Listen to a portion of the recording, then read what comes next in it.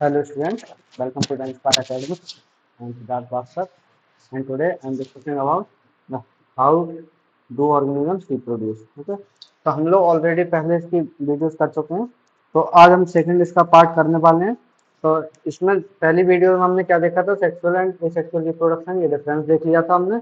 अब इसके बाद हमने सेकंड देखा था क्या कि जो फिजन प्रोसेस है, फिजन एसेक्सुअल रिप्रोडक्शन में जो फिजन होगा वो दो टाइप से होता है, binary fission and multiple fission. ये हमने ऑलरेडी कवर करके रखा है। अब इसके बाद हम आगे चलते हैं, क्या बर्डिंग देखते हैं। तो जो एसेक्सुअल रिप्रोडक्शन है वो बर्डिंग के थ्रू कैसे होगा, है ना। तो हम देखते हैं क्या, ए स्मॉल पार्ट, मैं इसका डेफिनेशन लिख रहा हूँ, a small part of the body of the parent organism grows out as a bird। ठीक है, ये बर्ड जो वर्ड है इसको जरा ध्यान से समझना है। ठीक है, तो ये बर्ड होता क्या है बेसिकली, अभी हम इसको डायग्राम से समझेंगे। Which then detached and becomes new organism। ठीक है, तो हम ये देख सकते हैं क्या कि जो बर्डिंग प्रोसेस होगी, तो बर्डिंग प्रोसेस में जो क्या होगा, एक पेरेंट ऑर्गेनिज्म होगा। पेरेंट ऑर्गेनिज्म होगा तो उसके थ्रू एक बर्ड फॉर्मेशन होगा। बर्ड फॉर्मेशन मतलब हम बोल सकते हैं क्या कि छोटा सा, एक तरह से जैसे एग्जांपल है हमारे पास, उसके दो एग्जांपल्स ले लेते हैं। सबसे पहला जो एग्जांपल है वो हाइड्रा, ओके, और सेकंड एग्जांपल है हमारे पास ईस्ट। ओके, तो सबसे पहले हम समझते हैं जो बर्डिंग इन हाइड्रा होगा, या फिर हम बोल सकते हैं बर्डिंग किसमें, हाइड्रा में। Okay, budding in hydra. तो ये कैसे हो रहा है बर्डिंग इन हाइड्रा, हम देखते हैं। सबसे पहले जैसे हाइड्रा जो होगा वो इस टाइप से एक ऑर्गेनिज्म है। ठीक है, इस टाइप से एक ऑर्गेनिज्म है, तो हम इसमें क्या होती है, फ्लैगेल्स कुछ लगे हैं। अब इसके बाद हम ऐसे बोल रहे हैं क्या, पेरेंट हाइड्रा। इसके क्या है, टेंटिकल्स। ओके, टेंटिकल्स, तो टेंटिकल्स है। इसके बाद इससे ये जब सेकंड प्रोसेस में जाएगा, या फिर हम बोल सकते हैं क्या कि जब ये थोड़ा सा अपना बर्ड फॉर्मेशन करेगा, तो बर्ड फॉर्मेशन किस टाइप से करेगा, ये यहाँ से ऐसे थोड़ा सा ये बर्ड यहाँ से निकलेगा। ओके, इसके बाद ये जो टेंटिकल्स है वो तो सेम ही रहेंगे सभी, जो पेरेंट हाइड्रा में था तो वैसा ही रहेगा, सेम टू सेम। अब इसके बाद ये जब बर्ड फॉर्मेशन हुआ, तो बर्ड फॉर्मेशन क्या होगा कि ये जो है वो धीरे धीरे छोटे से थोड़ा सा बड़ा हो जाएगा और इसके पास खुद के टेंटिकल्स आ जाएंगे। तो इसे हम क्या बोल रहे हैं कि जो बडिंग फॉर्मेशन हो रहा है हाइड्रा में, तो इस टाइप से होगा। ओके, तो बडिंग फॉर्मेशन इस टाइप से होगा हाइड्रा में। इसके बाद हम देख लेते हैं क्या नेक्स्ट जो प्रोसेस होगी हाइड्रा में, वो इस टाइप से होगी। कैसे कि ये जो होगा, जो हाइड्रा जो निकला है, मतलब हम बोल सकते हैं जो हाइड्रा है वो छोटा सा, उसका डॉटर हाइड्रा हम बोल सकते हैं न्यू हाइड्रा सेपरेट। जो नया हाइड्रा है वो सेपरेट हो जाएगा अपने टेंटिकल के साथ में।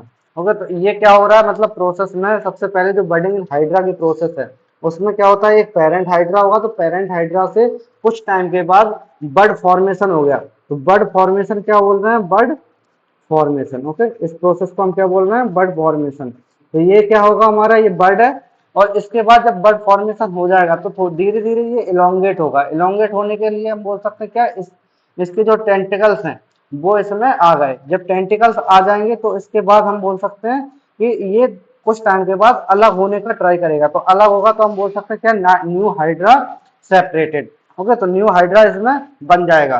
ठीक है, इस टाइप से हम बोल सकते हैं जो हाइड्रा में बडिंग का प्रोसेस है वो होता है। अब सेकंड हमारा जो बडिंग का प्रोसेस है वो हम समझ लेते हैं किसमें, ईस्ट में। तो ईस्ट क्या होता है, जैसे बेसिकली हमारे पास ये एक तरह का ऑर्गेनिज्म है ना। ऑर्गेनिज्म में हम बोल सकते हैं पेरेंट ईस्ट सेल। ठीक है, पेरेंट ईस्ट सेल में क्या होगा, ये जो न्यूक्लियस है ये थोड़ा सा इलोंगेट होगा इस टाइप से। ये जैसे हमने हमने क्या देखा, इसको सर्कुलर था। अब ये क्या होगा, यहाँ पे इस टाइप से बड का फॉर्मेशन बना रहा है, बड फॉर्म कर रहा है। तो इस प्रोसेस को हम क्या बोल रहे हैं, बडिंग फॉर्मेशन। और ये होता है हमारा दो टाइप से। दो टाइप से कैसे, इस टाइप से हो सकता है और इस टाइप से हो सकता है। देखते हैं, ये छोटा सा और ये इतना। ओके, तो हम बोल सकते हैं न्यू ईस्ट सेल। तो ये क्या है, न्यू ईस्ट सेल है हमारा। और ये दूसरी तरफ से हम इस टाइप से भी बोल सकते हैं, ये ऐसे बन सकता है, जैसे कि ये ये। ओके, और इस साइड भी सेम, इस साइड से भी सेम हो सकता है। यानी कि जो बडिंग फॉर्मेशन है हाइड्रा में, तो वो इधर से स्टार्ट हुआ, हम बोल सकते हैं बड फॉर्मेशन, बड। इसमें क्या हो, बड फॉर्मिंग हो गई। तो बड जब फॉर्म हुआ तो इसके बाद ये जो प्रोसेस हो रही है, बड निप्ड ऑफ, हम बोल सकते हैं इसको बड निप्ड ऑफ। ओके, और इस कंडीशन को क्या बोल रहे हैं, बड रिमेन अटैच्ड। तो ये दो टाइप की जो प्रोसेस हैं, एक तो बड क्या हो गई, इसमें रिमूव हो गई है। तो बड जब रिमूव हो गई तो हम बोल सकते हैं इसको छोटा वाला जो ईस्ट बना है, तो ईस्ट को क्या बोल रहे हैं, न्यू ईस्ट सेल। और जब इसमें क्या होगा, जब ये बडिंग हो गई है, बट इसमें जो बड है वो अटैच रह गई है। तो बडिंग जब अटैच रह जाती है तो हम क्या बोल रहे हैं, इसको बड रिमेन्स अटैच। और हम बोल सकते हैं क्या, जो लॉन्ग चेन होगी तो वो फॉर्म हो जाएगी ईस्ट की। इसमें क्या होगा, छोटा जो स्पीसीज होगा, ऑर्गेनिज्म होगा ईस्ट का, वो फॉर्म हो जाएगा। बट इस कंडीशन में क्या होगा, जो लॉन्ग चेन होगी वो फॉर्म होती है। लॉन्ग चेन ऑफ, हम लिख सकते हैं इसमें long chain of yeast cell form. Okay, yeast cell form, ये जो हमारे पास डायग्राम है, तो हम समझ सकते हैं इसको दो टाइप से हो सकता है। अब इसके बाद हम एक इंपॉर्टेंट चीज समझते हैं, क्या होता है इसका जो यूज होता है। हम बोल सकते हैं जो ईस्ट पाउडर होता है, east powder, east powder is used for making east culture solution in the laboratory.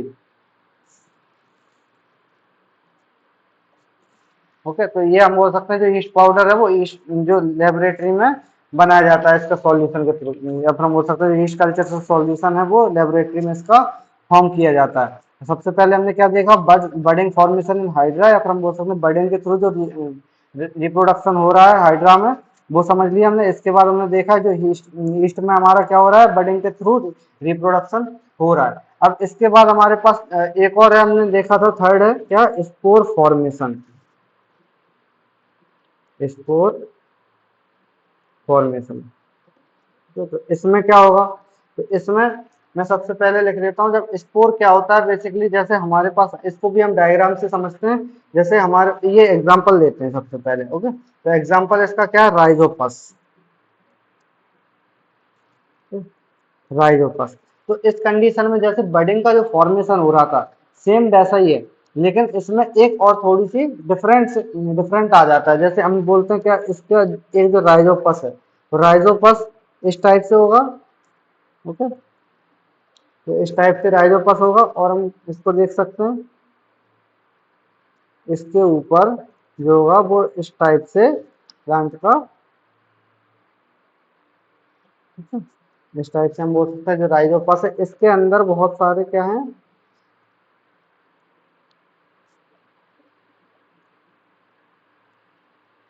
स्पोरेंडियम। Okay, ये क्या है हमारे पास, स्पोरेंडियम। ठीक, अब इसके बाद हम देखते हैं आगे नेक्स्ट क्या होगा। नेक्स्ट क्या क्या होगा, यहाँ से, यहाँ से होगा ऐसे कि जो हमारा स्पोरेंजियम है, तो स्पोरेंजियम धीरे धीरे यहाँ से फट जाएगा। जैसे हमने क्या पढ़ा था सबसे पहली प्रोसेस में, मल्टीपल फिजन पढ़ा था, तो मल्टीपल मल्टीपल फिजन में क्या हो रहा था, उसमें सिस्ट था, तो सिस्ट जो हो रहा था वो पूरा मेच्योर होने के बाद वो एक तरह से ब्रेक डाउन हो रहा था। ओके, तो ऐसे ही हम बोल सकते हैं इसमें क्या हो रहा है, एक तरह से जो स्पोरेंजियम है वो बना, तो फिर उसके बाद हम बोल सकते हैं स्पोर केस बस्ट।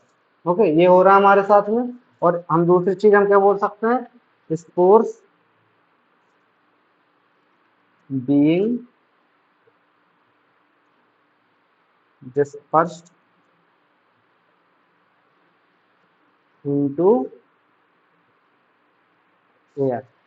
और इसके बाद हम बोल सकते हैं क्या है, ये स्टेम इसका, और इसके पास भी एक और स्पोर होगा, या फिर हम बोल सकते हैं स्पोरेंजियम हो गए, है ना। तो इसके जो रूट्स हैं वो इस टाइप से रहेंगी सारे, इसकी भी इस पास रूट रहेंगे, ऐसा तो नहीं है बिना रूट के कहीं भी हो रहा है, क्योंकि वाटर तो चाहिए ना नीचे अल्टीमेटली। तो हम इसका बोल सकते हैं क्या, स्पोर फॉर्मेशन के थ्रू इसमें जो राइजोपस है उसमें रिप्रोडक्शन होता है। तो रिप्रोडक्शन कैसे हुआ, सबसे पहले जो पेरेंट राइजोपस होगा उसमें स्पोरेंजियम बना। अब स्पोरेंजियम बनने के बाद क्या हुआ, ये मैच्योर हुआ, मैच्योर होने के बाद इसमें क्या बन गया, स्पोर बन गया। स्पोर स्पोर बनने के बाद हम बोल सकते हैं क्या, कि ये बस्ट हो गया। बस्ट होने का मतलब टूट गया इसका, है ना। जब टूटेगा तो ये सारा जो स्पोर्स है वो डिस्पर्स हो जाएंगे इन द एयर। तो जब ये डिस्पर्स हो जाएंगे तो थोड़े टाइम बाद क्या होगा, ये फिर से रीजनरेट कर जाएंगे और फिर से एक राइजोपस का प्लांट ये बना सकते हैं, या फिर हम बोल सकते हैं जो राइजोपस होगा वो बना लेगा। तो इस टाइप से हम बोल सकते हैं क्या, जो स्पोर फॉर्मेशन की प्रोसेस है रिप्रोडक्शन में वो होती है। ओके, अब इसके बाद आता है नेक्स्ट, रीजनरेशन। आप लोगों ने देखा होगा, तो हम बोल सकते हैं क्या, आप लोगों ने देखा होगा कि जब जो छिपकली होती है उसकी कुछ पूंछ होती है, तो पूंछ कभी कभी कट जाती है, तो वो जब कट जाती है तो वो रीजनरेट होने लगती है कुछ टाइम के बाद। या फिर हमें जो चोट लगती है, तो चोट लगने के बाद कुछ कट लग गया जैसे, तो कट जो है एक टाइम के बाद वो हील हो जाता है। बट ये प्रोसेस क्या हो, अल्टीमेटली बहुत अच्छे लेवल पे हो। जैसे हम बोल सकते हैं कि जैसे मैं बोलूं यहाँ से एक ऑर्गेनिज्म है, किसी ने यहाँ ये दो जगह से इसको काट दिया, अब ये क्या होगा, इसमें इस कंडीशन में ये तीन ऐसे नए ऑर्गेनिज्म बन गए। अभी हम इसको अच्छे से डिटेल से समझते हैं कैसा है, कैसे होगा ये। सबसे पहले इसकी जो डेफिनेशन है वो हम लिख लेते हैं। Okay, the process of getting back a full organism from its body parts is called regeneration। ठीक है, तो हम क्या बोल सकते हैं, जो रीजनरेशन की प्रोसेस होगी वो इस टाइप से होगी। तो अब इसका जो एग्जाम्पल होगा वो होगा सबसे अच्छा एग्जाम्पल प्लेन एरिया का।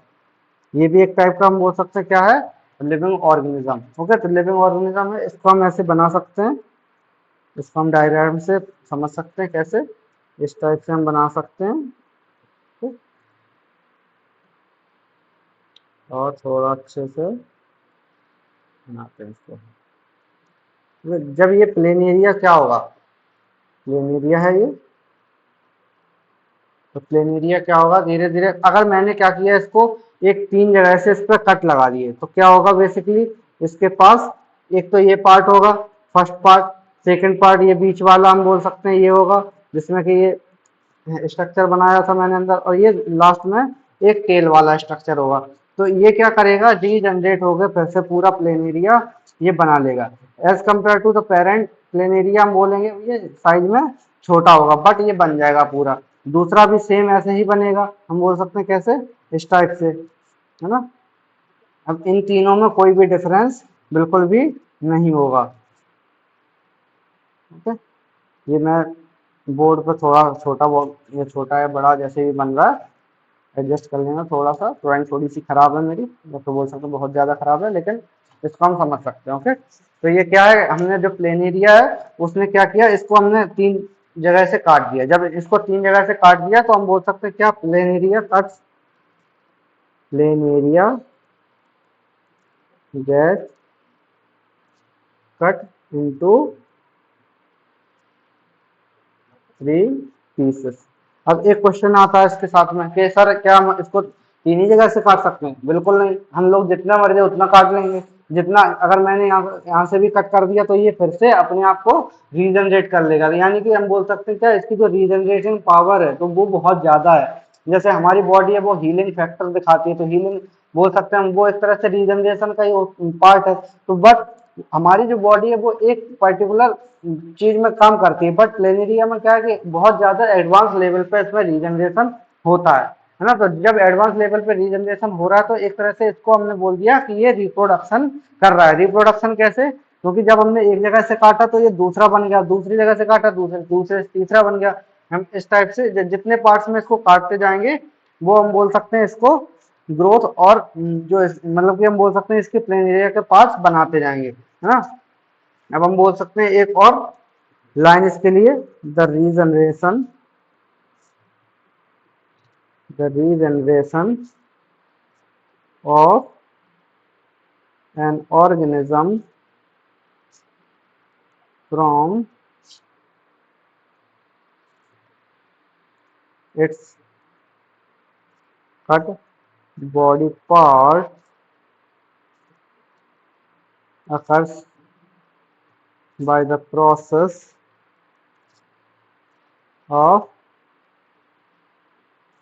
growth and development।